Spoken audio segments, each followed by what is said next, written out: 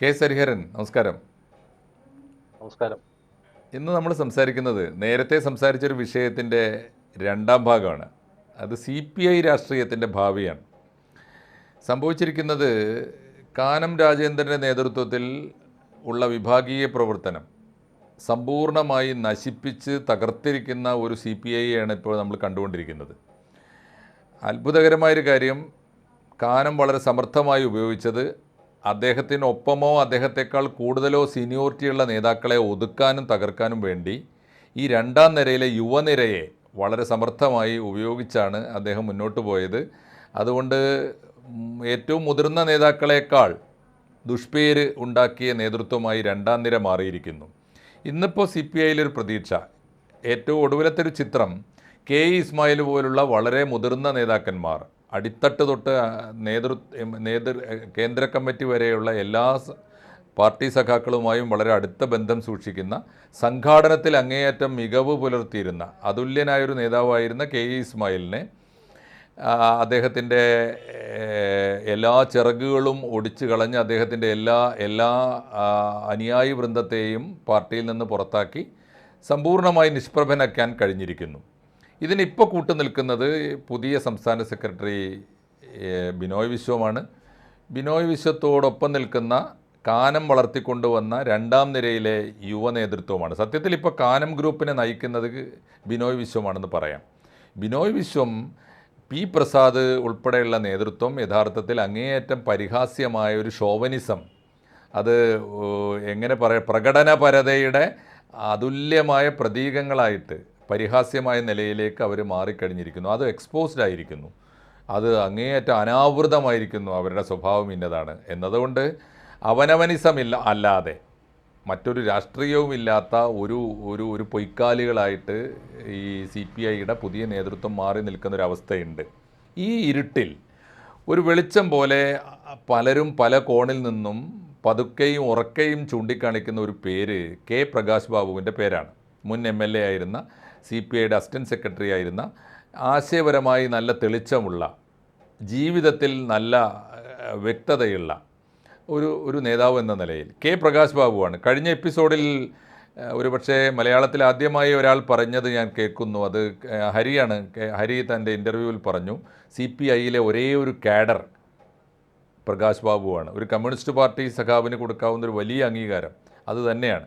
കാരണം കാഡർഷിപ്പ് ആ പാർട്ടിക്ക് സമ്പൂർണ്ണമായി നഷ്ടപ്പെടുന്ന കാലത്താണ് പ്രകാശ് ബാബുവിനെ ഹരി പോലും പുറത്തു നിന്ന് വളരെ പ്രതീക്ഷയോടെ കണ്ടത്. ഈ പ്രകാശ് ബാബുവിൻ്റെ സാധ്യത എന്താണ്, ആ വ്യക്തിത്വത്തിൻ്റെ ഒരു പരിണതി, എങ്ങനെയാണ് അദ്ദേഹത്തിൻ്റെ ഒരു വരവ്, അദ്ദേഹത്തിൻ്റെ ഭാവി എന്ന് പറഞ്ഞാൽ, അദ്ദേഹത്തിന് മാത്രമേ CPIയെ ആർക്കെങ്കിലും രക്ഷിക്കാൻ കഴിയുമെങ്കിൽ രക്ഷിക്കാൻ കഴിയുകയുള്ളൂ എന്ന് CPIക്കകത്തും പുറത്തുമുള്ള മന്ത്രമധുരമായ സ്വരങ്ങൾ ഉയരുമ്പോൾ നമുക്ക് പ്രകാശ് ബാബുവിനെ എങ്ങനെയാണ് ഹരിഹരൻ എന്ന ഹരിഹരൻ എന്ന രാഷ്ട്രീയ നിരീക്ഷകൻ എങ്ങനെയാണ് നോക്കിക്കാണുന്നത്? തീർച്ചയായിട്ടും CPIക്കകത്ത് രാഷ്ട്രീയ ധാരണയുള്ള ഒരാൾ എന്ന നിലയ്ക്കാണ് ഞാൻ പ്രകാശ് ബാബുവിന് കേഡർ, CPIയിലെ ഏറ്റവും മികച്ച കേഡർ എന്നാണ് എനിക്ക് പറഞ്ഞത്.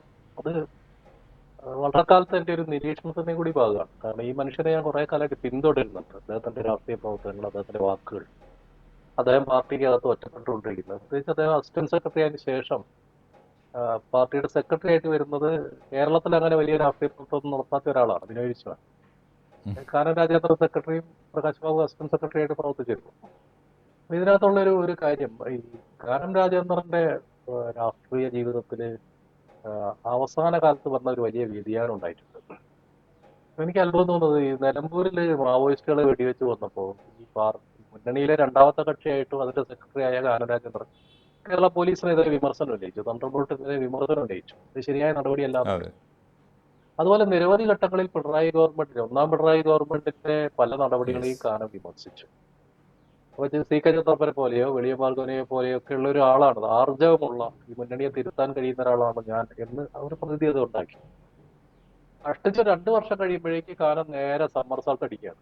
കാനം പിണറായിയുടെ ഏറ്റവും വലിയ വിശ്വസ്തനായിട്ട് മാറുകയാണ്. അതിന് പിറകിൽ ഒരുപാട് സാമ്പത്തിക ഇടപാടുകൾ, അഴിമതിയുടെ പ്രശ്നം, കാനവും കാലത്തിന് ചുറ്റും നിൽക്കുന്നത് നടത്തിയ വലിയ അഴിമതി. മുട്ടിൽ മരമുറിയൊക്കെയാണ് അതിനകത്തുള്ള ലാസ്റ്റ് എപ്പിസോഡ്.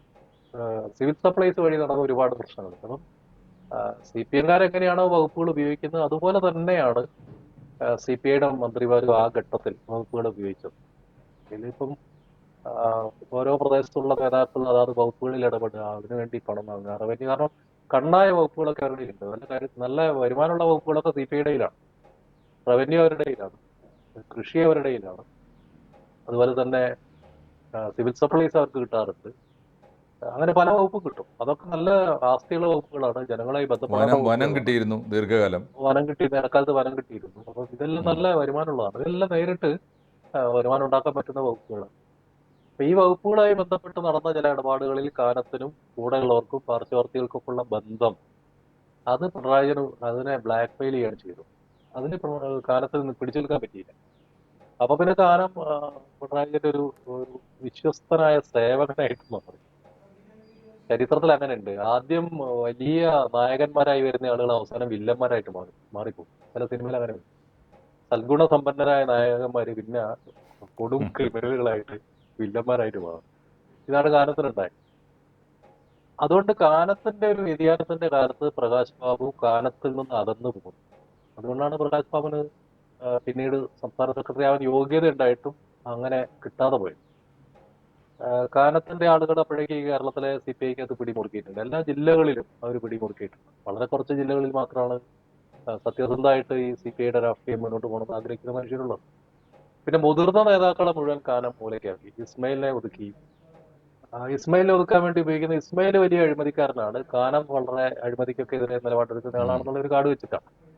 ഇസ്മയിലിന് പല തരത്തിൽ പെട്ട ബന്ധങ്ങളുണ്ട്. അത് പാർട്ടിയെ നശിപ്പിക്കും. അതുകൊണ്ട് പാർട്ടിയെ ശുദ്ധീകരിക്കാനാണ് കാനം സെക്രട്ടറി ആവുന്നത്. സി ദിവാകരനുണ്ട്. സി ദിവാകരൻ ഒരു ധിക്കാരിയാണ്. ദിവാകരൻ തൊഴിലാളികൾക്കിടയിൽ നിന്ന് പ്രവർത്തിച്ചു വന്ന ആളാണ്. ആരുടെ മുമ്പിൽ തല കുരിക്കൊന്നുമില്ല. അയാൾ അങ്ങനെ ഒരു ഗുരുവായൂർ കാശം നിൽക്കുമ്പോൾ നിൽക്കും. ആരോട് മുഖത്ത് നോക്കിയ കാര്യങ്ങൾ വെട്ടിപ്പുറത്ത് പറയും. അദ്ദേഹത്തിന്റെ ആത്മകഥ വായിച്ചാൽ അറിയാം. എ പി വായിക്കണം. അദ്ദേഹത്തിന്റെ ആത്മകഥയിൽ ഒരുപാട് അപ്രിയ സത്യങ്ങളുണ്ട്. പാർട്ടിക്ക് അകത്തുള്ളതും പുറത്തുള്ളതൊക്കെ നല്ല ആത്മകഥയാണ്. നന്നായിട്ട് എഴുതിയിട്ടുണ്ട്. പിണറായി ഒക്കെ അതിൽ വിമർശിക്കുന്നുണ്ട്, രൂക്ഷമായി വിമർശിക്കുന്നു. അത് സി ദിവാറിനെ ഒരു മൂലയ്ക്കാക്കി. സി ദിവാരൻ പോയി. പിന്നെ കാനം തന്നെ. പിന്നെ രണ്ടാമത്തേത് ഈ നേരത്തെ പറഞ്ഞ പോലെ ഈ രണ്ടാം നിര ഉണ്ട്. ഈ രണ്ടാം നിര എന്ന് പറഞ്ഞാൽ ചില്ലറ പണം ഉണ്ടാക്കാൻ വേണ്ടി വന്ന ആൾക്കാർ, അവരെയൊക്കെ പ്രൊമോട്ട് ചെയ്തുകൊണ്ട് സന്തോഷ് കുമാറിനെ രാജ്യസഭയിലേക്ക് അയക്കുന്നു. സന്തോഷ് കുമാറിനേക്കാൾ മുമ്പേ രാജ്യസഭയിൽ പോയിട്ട് ആനി രാജയോ പ്രകാശ് ബാബു ഒക്കെയാണ്. പക്ഷേ സന്തോഷ് കുമാർ ആദ്യമേ പോയി. പിന്നെ വന്നപ്പോ നമ്മുടെ സുനീറിനെ അയക്കും. സുനീർ എന്താണെന്ന് മലപ്പുറത്തുള്ളപ്പോൾ അറിയാലോ എന്താ സുനീറിന്റെ രാഷ്ട്രീയം. സത്യമൊകേരിയെ പോലുള്ളവരൊക്കെ മൂലയ്ക്കായി പോയി. ഒരു രക്ഷയില്ല, ഒന്നും ഒരു നിവൃത്തിയില്ല. കേരളത്തിലെ പോലീസിനകത്ത് RSSന്റെ സ്വാധീനം വർദ്ധിച്ചു എന്ന് പറഞ്ഞ് ആനിരാജ ഒരു സ്റ്റേറ്റ്മെന്റ് ഇറക്കിയപ്പോൾ ആനിരാജയ്ക്കെതിരെ ഇവിടെ വലിയ യുദ്ധം നടന്നു. കനയ്യകുമാർ സി പി ഐയുടെ ഏറ്റവും ഉറച്ച കേഡറായിരുന്നു. ഭാവി ഉണ്ടായിരുന്ന ഒരു കേഡറാണ്. അപ്പൊ കനയ്യകുമാർ വളർന്നു വരുന്നത് കണ്ടപ്പോ കനയ്യകുമാറിനെ വളർത്താൻ ഏൽപ്പിച്ചത് വിനോദീശ്വത്തിനെയാണ്. ആണ് ഇതിന് തമാശ. കനയ്യകുമാർ JNU ഇങ്ങനെ പോലീസിന്റെ കസ്റ്റഡിയിലൊക്കെ പെട്ട് വലിയ സ്വാധീനം അദ്ദേഹത്തിന് ജനങ്ങൾക്കിടയിൽ ഒരു വലിയ ഇത്. ഞങ്ങളൊക്കെ ഒരു പരിപാടിക്ക് കനയ്യകുമാറിനെ കൊണ്ടുവരാൻ വേണ്ടി ആഗ്രഹിച്ച് വിനോദീശ്വത്തിനെ വിളിക്കും. വിനോദീശ്വത്തിന്റെ കസ്റ്റഡിയിലാണ് കനയ്യകുമാർ ഉള്ളത്, നിയന്ത്രണത്തിലാണ്. അദ്ദേഹത്തെ ഏൽപ്പിച്ചിരിക്കുകയാണ് ഇവരെ നല്ലൊരു നേതാവാക്കാൻ വേണ്ടിയിട്ട്. വിനോദീശ്വൻ പറയും അദ്ദേഹത്തിന് വലിയ തിരക്കാണ്, അങ്ങനെ കിട്ടാൻ ബുദ്ധിമുട്ടാണ്, വലിയ ബീഹാറിൽ ആന്ധ്രയൊക്കെ പോവാണ്. കനയ്യകുമാർ ചാടിപ്പോയി. കനയ്യകുമാർ ആഫ്രിക്കയുടെ കൂടെ പോയി. അദ്ദേഹത്തിന് മനസ്സിലായിട്ടുണ്ടാവും ഇത് വലിയ ഗുണമല്ല. വളർത്താൻ ഏൽപ്പിച്ച ആള് അദ്ദേഹത്തെ പറഞ്ഞു വിട്ടു. പറഞ്ഞു വിട്ടു. അദ്ദേഹത്തിന്റെ ഗുണം കൊണ്ട് അദ്ദേഹം പോയി, കനയ്യകുമാർ പോയി. അപ്പൊ ഞാനൊരു ഘട്ടത്തിൽ വലിയ നേതാവിനോട് ചോദിച്ചു, എന്തിനാണ് നിങ്ങൾ കനയ്യകുമാറിനെ പോലെ ആളോ, പ്രത്യേകിച്ച് ഹിന്ദി മേഖലയിൽ നിന്ന് വരുന്ന ഒരാളെ അങ്ങനെ പറഞ്ഞു കൊടുത്തത് എന്തിനാണ്, അയച്ചെന്തിനാണ്? അദ്ദേഹം പറഞ്ഞു, കേരളത്തിലുള്ള ചില യുവജന നേതാക്കൾക്ക് കനയ്യകുമാറിനോട് കടുത്ത അസൂയാണ്. അവർ പല രീതിയിൽ അയാളെ ഹരാസ് ചെയ്യാൻ വേണ്ടി വാർത്തകൾ, മീഡിയകളിൽ വാർത്തകൾ, അങ്ങനെ വാർത്തകൾ കൊടുത്ത കേരളത്തിലെ ഒരു യുവജന നേതാവ് ഇപ്പം ഈ മന്ത്രിസഭയിൽ അംഗമാണ്. തൃശ്ശൂരിൽ നിന്ന് അദ്ദേഹം മന്ത്രിസഭ അംഗമാണ്.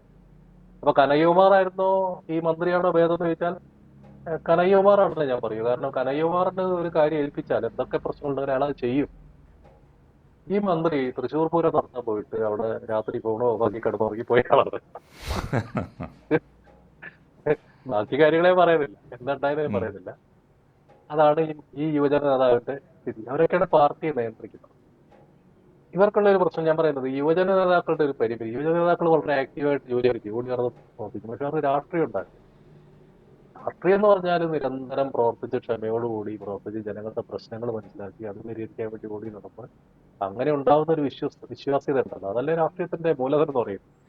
അതെ അതെ. അല്ലാതെ മീഡിയയിൽ വന്ന് സംസാരിക്കുന്നതല്ല. ആ നിലയ്ക്ക് നോക്കുമ്പോൾ പ്രകാശ് ബാബുവിനുള്ള അനുഭവജ്ഞാനവും രാഷ്ട്രീയമായ പരിജ്ഞാനമൊന്നും ഇപ്പോഴത്തെ CPIക്കകത്ത് കേരളത്തിലെ ഒരു നേതാവിനില്ല. അദ്ദേഹത്തിന്റെ ഒരു ഒരു ഒരു പ്രത്യേകത ഞാൻ പറയുന്നത്, അദ്ദേഹം പത്തനാപുരത്തുനിന്ന് MLA, ആദ്യത്തെ തവണ പത്തനാപുരം മണ്ഡലത്തിൽ MLA, ഉം. രണ്ടാമത്തെ തവണ മത്സരിക്കുമ്പോൾ കേരളത്തിൽ ഒരു ഇടതുപക്ഷ ജനാധിപത്യ ഗവൺമെന്റ് വരാൻ സാധ്യതയുള്ള തെരഞ്ഞെടുപ്പാണ്. അങ്ങനെ ഒരു സാധ്യത വന്നാൽ അദ്ദേഹം മന്ത്രിയാവും. ആദ്യത്തെ തവണ MLA ആണ്, രണ്ടാമത്തെ തവണ മന്ത്രി. മുതിർന്ന CPI നേതാക്കൾ ഒരാള് മന്ത്രിയാവാൻ സാധ്യതയുണ്ട്. പക്ഷെ ആ തെരഞ്ഞെടുപ്പിൽ അദ്ദേഹം പത്തനാപുരത്ത് തോറ്റു. പത്തനാപുരത്ത് ജയിച്ചത് ബാലകൃഷ്ണപിള്ളയുടെ മകനും ഇന്ന് LDF ഗവൺമെന്റിന്റെ മന്ത്രിയായ ഗണേഷ് കുമാറാണ്. അദ്ദേഹം അന്ന് UDF-ലാണ്. UDF-ന്റെ പത്തനാപുരം CPIയുടെയും LDF-ന്റെ ഒരു ഉറച്ച സീറ്റാണ് അന്ന് വരെ. UDF-ന്റെ സ്ഥാനാർത്ഥിയായിട്ട് ഗണേഷ് കുമാർ വരുന്നു. ചെറുപ്പക്കാരനാണ്, സിനിമക്കാരനാണ്. അദ്ദേഹം എങ്ങനെയാ തോറ്റത്? വോട്ടിന്റെ കണക്കില് അവിടെ LDF മുമ്പിലാണ്. പക്ഷെ പത്തനാപുരത്ത് പ്രകാശ് ബാബു തോറ്റു, ചെറിയ വോട്ടിന് തോറ്റു. അവിടെ ഈ അദ്ദേഹം തന്നെ അല്ലെങ്കിൽ അദ്ദേഹത്തിന്റെ സുഹൃത്തുക്കളൊക്കെ പറഞ്ഞൊരു കാര്യമാണ്, ഈ DYFI തുടങ്ങിയ സംഘടനകളിലെ ചെറുപ്പക്കാർ മുഴുവൻ ഗണേശന്റെ കൂടെ. അവർ പറഞ്ഞു പ്രകാശ് ബാബു എന്ന് പറഞ്ഞ വയസ്സായ ഒരാളാണ്, അയാളൊന്നും ജയിച്ചിട്ട് കാര്യം, ചെറുപ്പക്കാർ വരട്ടെ. അങ്ങനെയാണ് ഗണേഷ് കുമാർ അവിടെ നിന്ന് ജയിക്കുക. DYFIക്കാർ വോട്ട് ചെയ്തിട്ടാണ്. അവരൊക്കെ മുന്നണിയുടെ ഭാഗമായി നിൽക്കുമ്പോൾ തന്നെ ഗണേശന് വേണ്ടിയാണ് പ്രവർത്തിക്കാൻ പോയത്, ഗണേഷ് കുമാറിന് വേണ്ടി പ്രവർത്തിക്കാൻ പോയി. പ്രകാശ് ബാബു അവിടെ തോറ്റു. ജയിച്ചിരുന്നെങ്കിൽ അദ്ദേഹം മന്ത്രിസഭയിൽ മന്ത്രിയാണ്. അതാണ് അദ്ദേഹത്തിന്റെ ജീവിതത്തിൽ, രാഷ്ട്രീയ ജീവിതത്തിലെ ഒരു പ്രശ്നം. നിലപാടെടുക്കുന്ന ആളുകൾ തോറ്റു, കൃത്യമായ നിലപാടെടുക്കുന്ന ആളുകൾ, വിമർശനങ്ങൾ ഉന്നയിക്കുന്ന ആളുകൾ തോറ്റു. ഈ ഗവൺമെന്റ് വന്നു. ഈ ഗവൺമെന്റ്, പിണറായി വിജയന്റെ ഗവൺമെന്റ് വന്നപ്പോൾ ലോകായുക്തയുടെ ചിറകരിയാൻ വേണ്ടി നിയമം ഭേദഗതി ചെയ്തു. എത്രയോ മണിക്കൂറുകൾ ഗൗരിയമ്മയും നായനാരും ഒക്കെ ചർച്ച ചെയ്ത് കൊണ്ടുവന്ന കേരളത്തിലെ ഏറ്റവും വലിയ ഒരു അസറ്റ് എന്ന് പറയാവുന്ന നിയമമായിരുന്നു ലോകായുക്തയുടെ നിയമം. ലോകായുക്ത വിധിച്ചാൽ പിന്നെ അതിന് അപ്പീൽ മന്ത്രിസഭയ്ക്കൊന്നും അതിനകത്തൊന്നും ചെയ്യാം. വിധി നടപ്പാക്കിയതിനു ശേഷം മേൽക്കോടതിയിലൊക്കെ പോകാൻ പറ്റും. ആ വകുപ്പ് വെട്ടിമാറ്റിയിട്ട് അതിന്റെ തീരുമാനങ്ങളൊക്കെ മുഖ്യമന്ത്രിയോ മന്ത്രിസഭയൊക്കെ എടുക്കും, അല്ലെങ്കിൽ നിയമസഭ എടുക്കുമെന്ന് പറഞ്ഞ് ഭേദഗതി കൊണ്ടുവന്നപ്പോൾ പിന്നെ ആ നിയമത്തിന്റെ കാര്യമില്ല. പ്രകാശ് ബാബു അതിനെ എതിർത്തു, പരസ്യമായിട്ട് എതിർത്തു. അതോടുകൂടി അദ്ദേഹം കാനരാജേന്ദ്രന്റെയും പിണറായി വിജയന്റെയും ശത്രുവായി മാറി. ഇപ്പൊ ബിനോയ് വിശ്വം വന്നപ്പോ പ്രകാശ് ബാബുവിനെ വീണ്ടും ഒതുക്കാൻ വേണ്ടിയുള്ള ശ്രമമാണ്. അദ്ദേഹത്തിന് വലിയ കമ്മിറ്റികളിലൊന്നും സ്ഥാനം കൊടുക്കുന്നില്ല. പക്ഷെ ഗുണകരമായ ഒരു കാര്യം എനിക്ക് തോന്നുന്നു, അദ്ദേഹം തുറന്നു ചില കാര്യങ്ങളൊക്കെ പറഞ്ഞു. ഈ ഗവൺമെന്റിന്റെ ചില പ്രവർത്തനങ്ങൾ, മുഖ്യമന്ത്രിയുടെ ശൈലി, അതൊക്കെ തെരഞ്ഞെടുപ്പിലെ തോൽവിക്ക് സഹായമായിട്ടുണ്ട് എന്ന് അദ്ദേഹം തുറന്ന ഒരു ചാനൽ ഞാനത് കണ്ടു, ഇന്റർവ്യൂ കണ്ടു. ആളുകളെ തല്ലാൻ വേണ്ടി ഗുണ്ടകളെ വിട്ടിട്ട് ആ ഗുണ്ടകൾ ചെയ്യുന്നത് ജീവൻ രക്ഷാ പ്രവർത്തനമാണ് എന്നൊരു മുഖ്യമന്ത്രി ന്യായീകരിച്ചാൽ അത് ഗുണ്ടായുധത്തിന് സർട്ടിഫിക്കറ്റ് കൊടുക്കലാണ്. നിങ്ങൾ അടിച്ചോ, ഞാനിവിടെ ഉണ്ട്, എന്റെ കയ്യിൽ പോലീസ് എന്ന് പറയുന്ന രീതിയാണ്. അത് ജനങ്ങൾക്ക് ഇഷ്ടമാണ്. കേരളത്തിലെ ജനങ്ങൾ അത് ഇഷ്ടപ്പെടുന്നില്ല.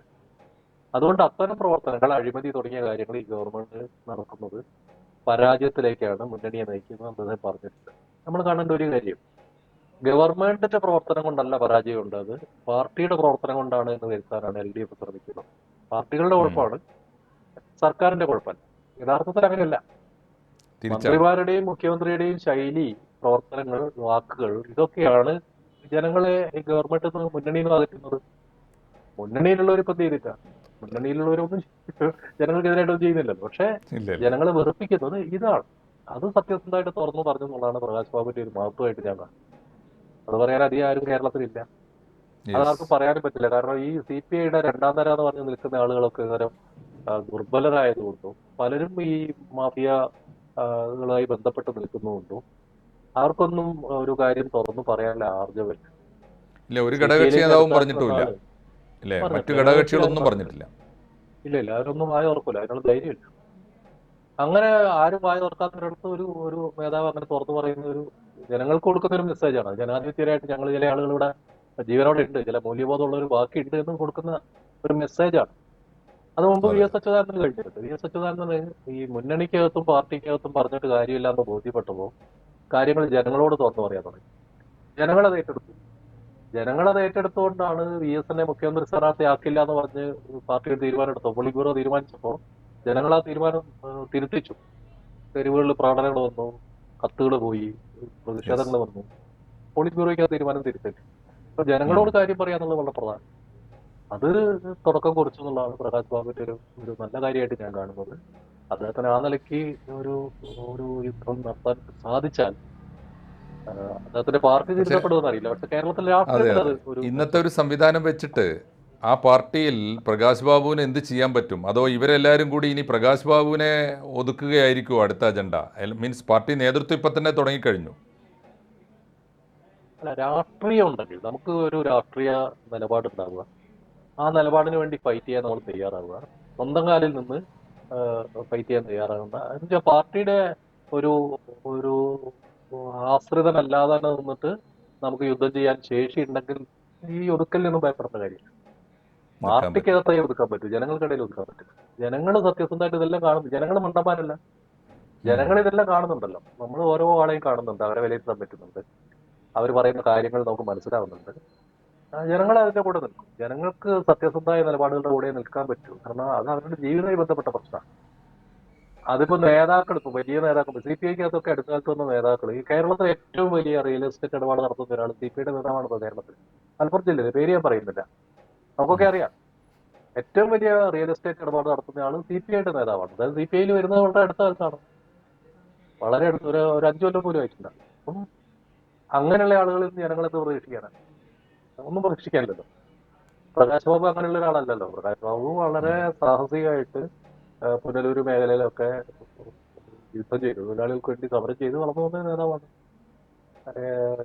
ബാലകൃഷ്ണപിള്ളയെ പോലുള്ള വലിയ മാടമ്പി നേതാക്കന്മാർക്കെതിരെ ഫൈറ്റ് ചെയ്ത് സി പി ഐ വളർത്തിയെടുത്ത ആളാണ്. അദ്ദേഹത്തിന് അങ്ങനെ പേടിക്കേണ്ട കാര്യമൊന്നും. സി പി എമ്മിനകത്ത് വി എസ് അച്യുതാനന്ദൻ ഉണ്ടായിരുന്ന അതേ സ്റ്റേച്ചറിലെ ആളാണ് K Prakash Babu C P ഐക്കകത്ത്. ഓ അതുകൊണ്ട് അദ്ദേഹം ഭയപ്പെടുന്ന ഞാൻ കരുതുന്നില്ല. പക്ഷെ അദ്ദേഹം ഒരു മെസ്സേജ് ജനങ്ങൾക്ക് കൊടുക്കുമ്പോൾ സി പി ഐക്കകത്തുള്ളവരും സി പി ഐക്ക് പുറത്തുള്ളവരും അത് ശ്രദ്ധിക്കുന്നതാണ് ഞാൻ കരുതുന്നത്. ഇന്നത്തെ അവസ്ഥയിൽ ഒരു രണ്ടാമത്തെ ഘടകകക്ഷിക്കകത്തുനിന്ന് അങ്ങനെ ഒരു ശബ്ദം വരുന്നത് ഗുണകരമാണ്, കേരള രാഷ്ട്രീയത്തിന് വളരെ ഗുണകരമാണ്. കാരണം ഇന്നിപ്പോ ഇടതുപക്ഷത്തിന്റെ എല്ലാ വിഭാഗത്തിൽപ്പെട്ടവരും വളരെയധികം നിസ്സഹായരാണ് മാനസികമായിട്ട്. നമ്മളെ ഉം. പോലുള്ളവർക്ക് നിസ്സഹായതയില്ല, കാരണം നമ്മളിത് തിരിച്ചറിഞ്ഞവരാണ്. ഇത് എന്താണെന്ന് നേരത്തെ തിരിച്ചറിഞ്ഞ് 10-15 കൊല്ലം മുമ്പേ തിരിച്ചറിഞ്ഞ് പുറത്തേക്ക് ചാടിയ ആളുകളാണ് നമ്മൾ. ശുദ്ധമായി ശ്വസിച്ചിട്ട് ഇപ്പോഴാണ് അതിന് ചാടിയിട്ട്. നമുക്കിത് പ്രശ്നമല്ല, നമ്മൾ മനസ്സിലാക്കിയിട്ട് ലോക്കൽ കമ്മിറ്റി മുതൽ പൊളിറ്റ് ബ്യൂറോ വരെ എന്താണ് നടക്കുന്നത് നമുക്കറിയാം. നമ്മളെ സംബന്ധിച്ച് പ്രശ്നമല്ല. പക്ഷെ ജനങ്ങളെ സംബന്ധിച്ച്, അല്ലെങ്കിൽ ഈ പാർട്ടിയുടെ അണികളെ, വിശ്വസ്തരായ അണികളെ സംബന്ധിച്ച് ഒരു വലിയ നിരാശയുണ്ട്. ഇടതുപക്ഷം താഴേക്ക് പോകുന്നത് അത് സമരങ്ങളില്ലാഞ്ഞിട്ടാണ്.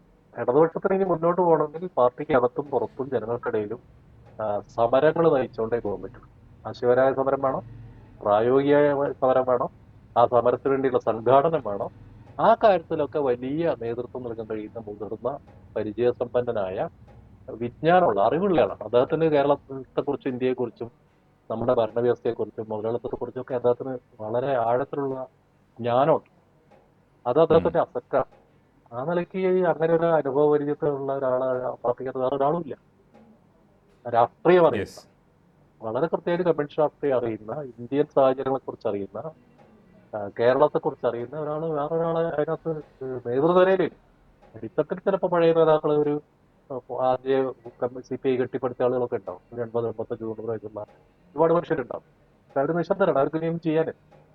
അതുകൊണ്ട് അതെ പ്രകാശ് ബാബുവിന് കുറെ കൂടി കാര്യങ്ങൾ ചെയ്യാൻ കഴിയുന്ന പ്രതീക്ഷിക്കുന്നു. അതെ പാർട്ടിയുടെ ഇപ്പോഴത്തെ വന്നുപെട്ട ഒരു വിഭാഗീയമായ പതനം വെച്ച് പ്രകാശ് ബാബുവിനെ എങ്ങനെയൊക്കെ ഒതുക്കി കൂട്ടിയാലും ഇടതുപക്ഷത്തെ, പ്രത്യേകിച്ച് സി പി ഐയിലെ ഒരു തിരുത്തൽ ശബ്ദം എന്ന നിലയിൽ സി പി ഐ രാഷ്ട്രീയത്തെയും ഇടതുപക്ഷ രാഷ്ട്രീയത്തെയും തിരുത്തി മുന്നേറാൻ സാധിക്കുന്ന ഒരേ ഒരു പ്രതീക്ഷ പ്രകാശ് ബാബുവാണ് എന്ന് വേണം ഈ സമയത്ത് നമുക്ക് നിരീക്ഷിക്കാൻ.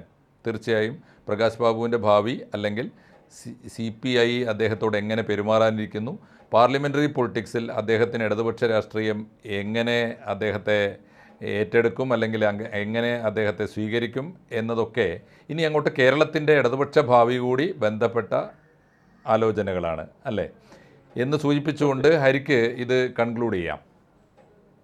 തീർച്ചയായിട്ടും കേരളത്തിലെ ജനങ്ങൾ, പ്രത്യേകിച്ച് ഇടതുപക്ഷത്തിന് പിന്നിൽ അണിനിരുന്ന ജനവിഭാഗങ്ങൾ ഒരു രാഷ്ട്രീയ സമരം ആവശ്യപ്പെടുന്നുണ്ട്. അവർ തന്നെ അത് ആഗ്രഹിക്കുന്നു. ആ രാഷ്ട്രീയ സമരം എന്ന് പറഞ്ഞാൽ ഇടതുപക്ഷ മൂല്യങ്ങളിൽ ഉറച്ചു നിന്നുകൊണ്ടുള്ള സമരം. ഈ ഇടക്കാലത്ത് സി പി ഐയുടെയും സി പി എമ്മിന്റെയും നേതാക്കൾ കൊണ്ടുവന്ന ആശയങ്ങളല്ല യെസ്. യഥാർത്ഥത്തിലുള്ള മാർക്സിസ്റ്റ് ലെനിനിസ്റ്റ് ആശയങ്ങൾ എന്ന ബോധ്യത്തിൽ നിന്നുകൊണ്ട് കേരളത്തിലെ തൊഴിലാളികളും കർഷകരും കർഷക തൊഴിലാളികളും ഒക്കെ നടത്തുന്ന ഒരു വലിയ രാഷ്ട്രീയ സമരമുണ്ട്.